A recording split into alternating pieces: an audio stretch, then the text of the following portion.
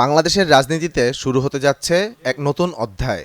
আগামী ১৭ ফেব্রুয়ারি আনুষ্ঠানিকভাবে শপথ নিতে যাচ্ছে বিএনপি চেয়ারপারসন তারেক রহমানের নেতৃত্বে গঠিত হতে যাওয়া নতুন সরকার।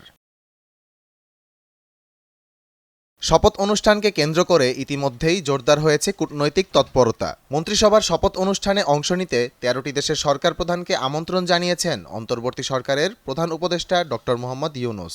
শনিবার রাতে অন্তর্বর্তী সরকারের একটি দায়িত্বশীল কর্মকর্তা বিষয়টি নিশ্চিত করেছেন। ভবিষ্যৎ হোক নিরাপদ, বিনিয়োগ হোক বিশ্বস্ত, আর আমার পছন্দ সল্ট বে। ওয়েলকাম টু সল্ট বে।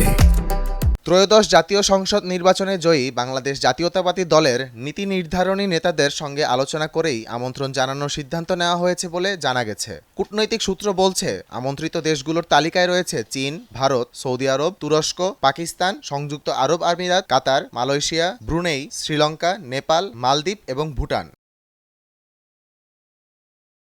জাতীয় সংসদ ভবনের দক্ষিণ প্লাজায় অনুষ্ঠিত হবে নতুন মন্ত্রিসভার শপথ অনুষ্ঠান। আগামী মঙ্গলবার সকালে ত্রয়োদশ জাতীয় সংসদ নির্বাচনে জয়ী সংসদ সদস্যরা শপথ নেবেন। তাদের শপথ পড়াবেন প্রধান নির্বাচন কমিশনার এএম নাসির উদ্দিন।